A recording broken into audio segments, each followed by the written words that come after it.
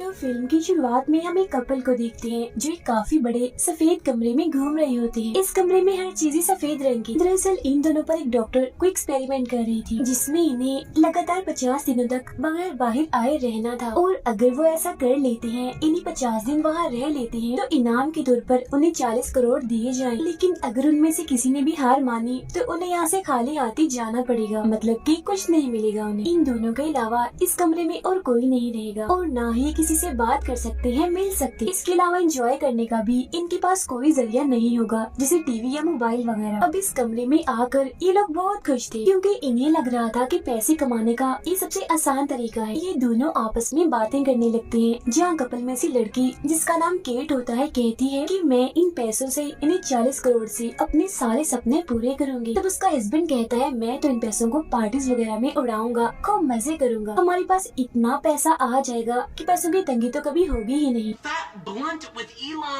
कुछ वक्त के बाद इन्हें एक रोबोट डिवाइस की आवाज आती है जो इन्हें यहाँ रहने के असूल बताने लगती है कि उन्हें यहाँ कैसे रहना है, किस किस चीज का ख्याल रखना है और क्या नहीं करना है, ये भी बताती है। इस कमरे में सिर्फ एक बेड, एक बेंच और एक आम सा बाथरूम था। इसके अलावा दीवार पर एक छोटी सी स्क्रीन भी लगी हुई थी जिसके अंदर भी इस कमरे में रहने के सारे असूल लिखे हुए थे, जिनमें से एक ये भी था कि एक वक्त में सिर्फ एक ही इंसान वॉशरूम इस्तेमाल कर सकता है। यहाँ दीवार पर एक लाल बटन भी था जिसे दबाकर कोई भी इंसान हार मानकर यहाँ से बाहर जा सकता था। साथ ही स्क्रीन को दबाकर वो अपने लिए खाने पीने का सामान भी मंगवा सकते थे। इसके अलावा वहाँ एक काफी बड़ी घड़ी भी लगी हुई थी जिसमें उनकी 50 दिनों का टाइमर चल रहा था, और यहाँ इनके लिए एक काफी बड़ा सा बॉक्स भी आता है जिसमें इनके रोजाना के खाने पीने का सामान था। रात होने पर कमरे की लाइट्स खुद ब खुद बंद हो जाती थी और सुबह होने पर जल भी जाती थी। वो रोबोट डिवाइस उन्हें हर बार ऐलान करके ये बताती रहती है कि इस वक्त क्या टाइम हो रहा है और सुबह हो रही है या शाम या फिर रात, जो बताने का मकसद ये था कि अब रात हो गई है, आप लोगों को आराम करना चाहिए। उन्हें यहाँ ये सहूलत भी दी गई थी कि वो अलार्म भी लगा सकते थे। केट का हस्बैंड माइक यहाँ ऐसे रहने लगता है जैसे उसकी छुट्टियाँ चल रही हो, इसीलिए हर रात वो देर से सोता था, जबकि केट तो अलार्म लगाती है ताकि वो सुबह जल्दी उठ सके और अपनी रूटीन बनाए जिसके जरिए आसानी से 50 दिनों का ये टाइम गुजर जाए। और वो लोग अपनी पहली रात इस कमरे में गुजारते हैं। सुबह होती है तो केट नहाने के लिए जाती है। वो शीशे में खुद को देखकर कहती है कि चाहे कुछ भी हो जाए, हमें 50 दिन यहाँ गुजार कर इस चैलेंज, इस शर्त को जीतना है। नहाकर वो अपने कपड़े धोने के लिए लॉन्ड्री में डाल देती है। तब पहनने के लिए भी उन्हें सादे से कपड़े ही दिए जाते हैं, लेकिन वो रंगीन थे। तो वो लोग आपस में हंसी मजाक करते हुए कहते हैं कि चलो शुक्र है, कम से कम हमें रंगीन कपड़े तो मिले। अब कुछ वक्त के बाद केट माइक से कहती है कि आखिर वो डॉक्टर ये एक्सपेरिमेंट कर क्यों रही है, जिस पर माइक कहता है मुझे खुद इस बारे में नहीं पता, मैं बस इतना जानता हूँ कि हमने 50 दिन यहाँ रहना है और अपना 40 करोड़ का इनाम पाना।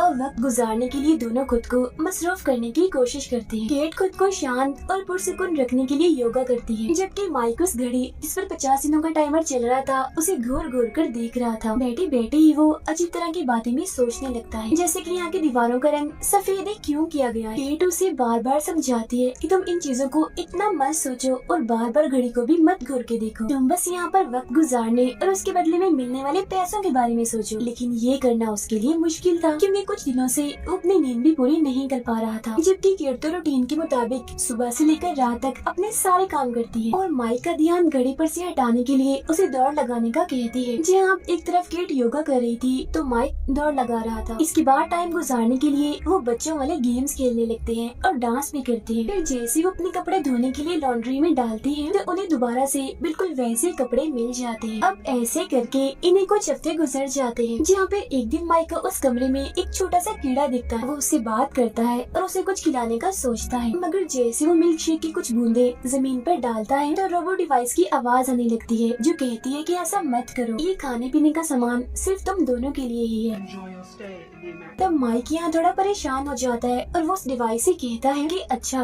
अगर हम खाना इसे नहीं दे सकते तो फिर मेरी एक बात मान लो, मैं लाल बटन दबा रहा हूँ ताकि ये बाहर जा सके, क्योंकि ये यहाँ भूख से मर जाएगा। अब ये देख केट उसे समझाने की कोशिश करती है कि देखो वो रोबोट डिवाइस बार बार हमें मना करने के लिए नहीं आएगी, वो हमें मना करने के लिए चली गई है, तो मत करो ऐसे। इस पर वो कहता है जो भी है, लेकिन मुझे इस कीड़े की फिक्र है, ये बेचारा इधर ही मर जाएगा वरना। इतना कहकर उस लाल बटन की तरफ जाने लगता है और इन दोनों की यहाँ बहस होने लगती है। केट कहती है कि बटन दबाने पर हम इस चैलेंज को हार जाएंगे और फिर खाली हाथी हमें यहाँ से बाहर निकाल दिया जाएगा। माइक कहता है कि हाँ जानता हूँ, मगर मैं कौन सा खुद जा रहा हूँ बाहर, मैं तो बस इस कीड़े को बाहर भेज रहा हूँ। फिर वो कीड़े को नीचे रख के केट से कहता है कि देखो ये एक जानवर है, तुम इस पर जरा भी तरस नहीं आ रहा। केट उसे कहती है तुम इतने छोटे से जानवर के लिए पूरा चैलेंज खराब कर दोगी, पागल हो गई हो तुम। ये कहकर वो गुस्से में वहाँ से जाने लगती है, मगर तभी गलती से उसका पैर उस कीड़े के ऊपर आ जाता है जिससे उसकी मौत हो जाती है। ये देख वो काफी हैरान हो जाती है और माइक से कहती है ओह आई एम सॉरी, ये गलती से हो गया, मैंने जानबूझ के नहीं किया। मगर माइक उसकी बातों को यकीन नहीं करता और एक कोने में जाके बैठ जाता है और अपना पूरा ही दिन वहाँ गुजार देता है। अब इस कमरे के असूल के मुताबिक वो अपने टाइम में सिर्फ 2 चीजें खरीद सकते थे जो कि बाहर से आएंगी और उसके पैसे इनके पैसों में से काटे जाएंगे जो काफी ज्यादा होंगे। इसीलिए माइक केट से कहता है कि मैं हमारी पहली चीज मंगवा रहा हूँ, लेकिन वो उसे मना कर देती है और याद दिलाती है कि अगर हमने बाहर से कुछ मंगवाया तो याद है ना कितने सारे पैसे भरने पड़ेंगे, पूरे $1,00,000, तो प्लीज मत करो ऐसा। मगर इसके बावजूद भी माइक उसकी बात नहीं मानता और अपनी पहली चीज लेने चला जाता है जहाँ उसे हरे रंग का चौक मिलता है जो देख माइक कहता है ओह ये क्या मिल गया, इससे तो मेरा कुछ होने वाला नहीं है, लेकिन कम से कम दीवारों पर ड्राइंग बनाकर टाइम तो पास कर ही सकता। केट जब उसे ड्राइंग बनाते हुए देखती है तो कहती है चलो मेरी ड्राइंग बनाओ। तब माइक उसकी ड्राइंग बनाने लगता है, मगर कुछ वक्त के बाद केट बोर होकर यहाँ से चली जाती है, लेकिन वो तो ड्राइंग तब तक बनाता रहता है जब तक कि वो इस चौक को खत्म न कर देता। इस तरह से वो पूरे वॉशरूम और बाहर की दीवार पर काफी सारी ड्राइंग्स बना देता है। फिर कुछ वक्त के बाद केट माइक के पास आकर अपने बुरे बर्ताव के लिए माफी मांगती है और अब यहाँ इनके पास अच्छी बात ये थी कि 50 में से सिर्फ अब 20 दिन ही बाकी बची थी। अब एक सुबह केट को वॉशरूम में से एक गन मिलती है जिसे देख दोनों हैरान परेशान हो जाते हैं कि आखिर ये यहाँ कैसे आई, मगर फिर वो उसे वहाँ से उठाकर बेड के नीचे छुपा देती है क्योंकि डिवाइस ने कहा था कि लॉन्ड्री में कपड़ों के अलावा और कोई चीज नहीं डालनी। कुछ दिन के बाद इन्हें एक छोटा सा गिफ्ट दिया जाता है जिसमें इन्हें इनकी फैमिलीज की वीडियो मैसेजेस दिखाए जाते हैं। माइक अपनी बहन का मैसेज देखता है जो उसे बताती है कि मैं और मोम डैड बिल्कुल ठीक है, तो हमारी फिक्र मत करिएगा। अपनी बहन को देखकर माइक काफी खुश हो जाता है। I miss you.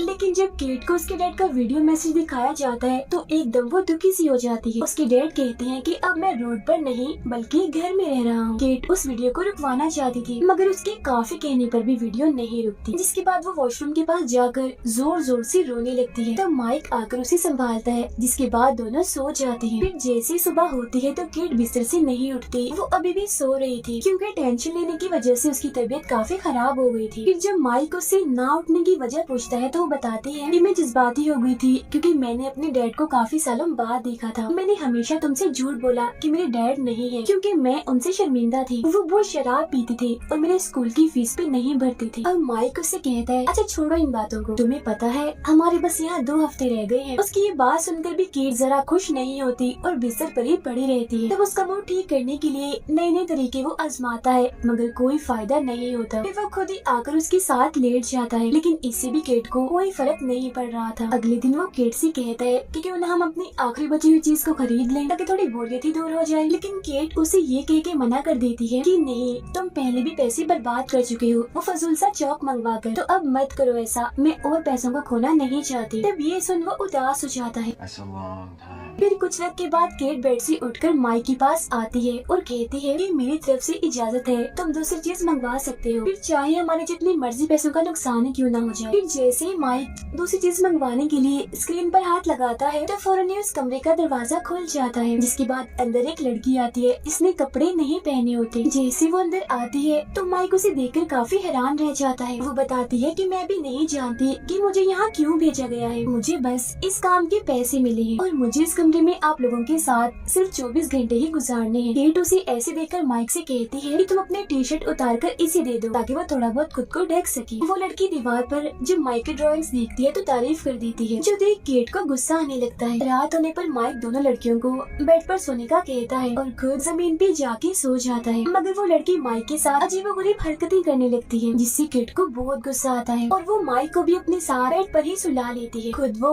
इन दोनों के बीच सोती है। सारी रात उसे चैन से नींद नहीं आती और उस लड़की से चिढ़ होने लगती। फिर सुबह जब वो उठती है तो देखती है कि वो लड़की बेड पर नहीं है। वो सोचती है कि शायद वो चली गई, मगर जब वो वॉशरूम जाती है तो पता चलता है कि वो लड़की अभी गई नहीं है बल्कि वॉशरूम में ही है, नहा रही थी। उसने दोबारा से अपने कपड़े उतार दिए थे। अब केट ना चाहते हुए भी चुप रहती है और मजीद उसे बर्दाश्त करती रहती है। इसके बाद वो तीनों उस कमरे में यहाँ वहाँ डांस करने लगते हैं। ऐसा करने से माइक को इतना मजा आता है कि वो ख्यालों की दुनिया में चला जाता है, जहाँ वो अपनी चारों तरफ काले रंग को देखता है, जिसकी फौरन बाद वो खुद को पानी में डूबता हुआ देखता है। यही उसे अपना छोटा भाई भी दिखता है जो उसके साथ ही पानी में डूब रहा था, जो देख वो काफी घबरा गया था।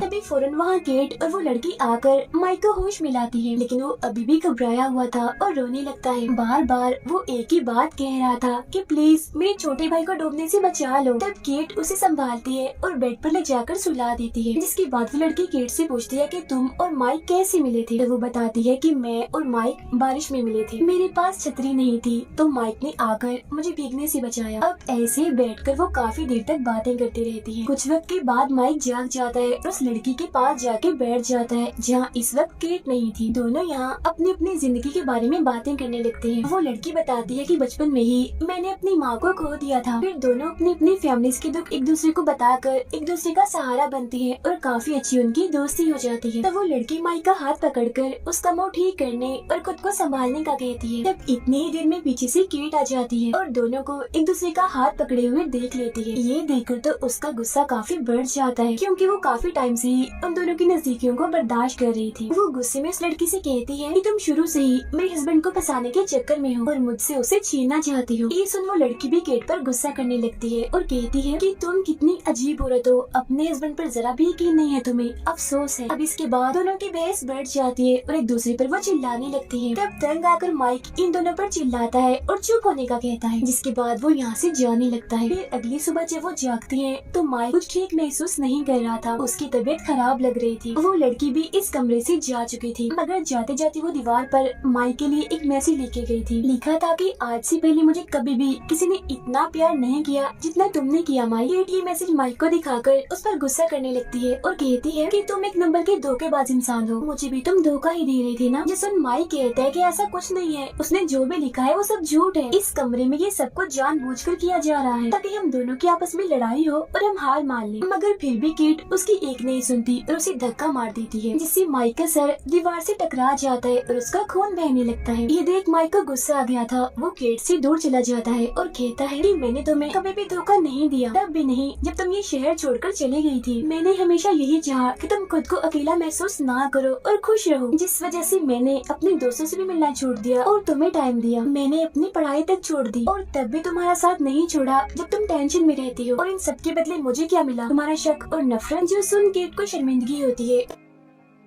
वो कहती है कि प्लीज मुझे माफ कर दो, मैंने ऐसा जानबूझ के नहीं किया, गुस्से में ऐसा हो गया। तभी अचानक माइक को कुछ होने लगता है। वो एकदम नीचे गिर जाता है और कहता है मेरी तबीयत ठीक नहीं है, मुझे डॉक्टर की जरूरत है। तब केट जल्दी से उसके लिए मिल्क शेक लाती है और एक तौलिए को उसके सर पे रख देती है ताकि उसका खून न बहे। जिसके बाद वो कहती है कि इस कमरे में सब कुछ दिया गया है, लेकिन मेडिकल की कोई भी सहूलत नहीं दी गई। अजीब है ना? उसके मुँह से ऐसी बात सुनकर माइक को जरा भी यकीन नहीं होता और वो कहता है कि क्या सच में तुम्हें मेरी चोट की फिक्र है? क्या होता अगर गुस्से में तुम मुझे ज्यादा जख्मी कर देती? मैं तो अब तक मर भी गया होता। तुम इतनी लालची हो गई हो कि पैसों के लिए मेरी जान भी ले सकती हो। बाहर में गया ऐसा पैसा जो इंसान को इंसान की पहचान ही भुला दे। मुझे इस कमरे से नफरत हो गई है। अब मैं एक भी पल यहाँ नहीं रुकूंगा और यहाँ से बाहर चला जाऊंगा। तो वो उसे बाहर जाने से मना कर देती है। No, you can't go.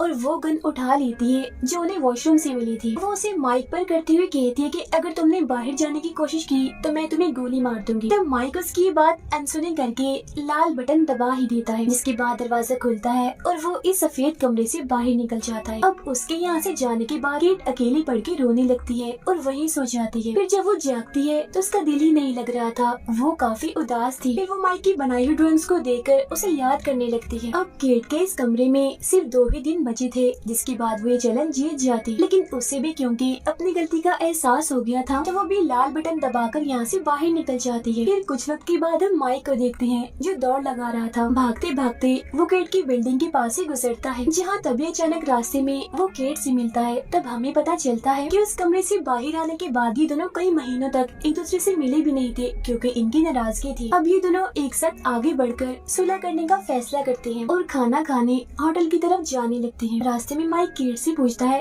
क्या तुमने वो चैलेंज पूरा कर लिया था या पहले ही लाल बटन को दबाकर तुम बाहर आ गई थी? जिस पर वो कुछ नहीं बोलती और चुप रहती है। कहती है, मैंने वहाँ तुम्हारे सारा भी गलत बर्ताव किया, तो प्लीज मुझे माफ कर दो। फिर जब ये दोनों यहाँ से चले जाते हैं तब एक बिल्डिंग पर लिखे नोट को हम देखते हैं, जिस पर लिखा हुआ था कि ये कमरा एक बहुत ही बड़े आदमी ने बनाया था, लेकिन वो कौन था ये पता नहीं चल पाता। लेकिन उसके मुताबिक हम ये कह सकते हैं कि लालच इंसान को कभी नहीं करना चाहिए, क्योंकि लालच हमेशा बुराई की तरफ ले जाता है, जिसमें हम अपने किसी खास को भी खो सकते हैं। जैसे कुछ वक्त के लिए माइक और केट ने एक दूसरे को खो दिया था। उस आदमी का इस कमरे को बनाने का ये मकसद हो सकता है कि इंसान को लालच देकर सुधारा जाए, क्योंकि जब इंसान यहाँ साथ वक्त गुजारेंगे तो उनके अंदर की भी बहुत सी बातें बाहर आएंगी। फिर जब लालच का पर्दा उनकी आंखों पर से हटेगा, उन्हें अपनी गलती का एहसास होगा, तो वो इसी सीख लेंगे और कभी भी लालच नहीं करेंगे। इसके बाद हमें कपल को उसी कमरे में देखते हैं जो केट और माइक की तरह इस चैलेंज को पूरा करने आए थे। वो दोनों भी बिल्कुल वैसे ही खुश थे जैसे केट और माइक यहाँ आके खुश थे। अब सवाल ये उठता है कि क्या ये दोनों इस चैलेंज को पूरा कर पाएंगे या उन दोनों की ही तरह हार मान के खाली हाथ जाएंगे, या फिर उन्हें भी अपनी गलती का एहसास हो जाएगा। इसी सवाल के साथ ही ये कहानी इधर ही खत्म हो जाती है।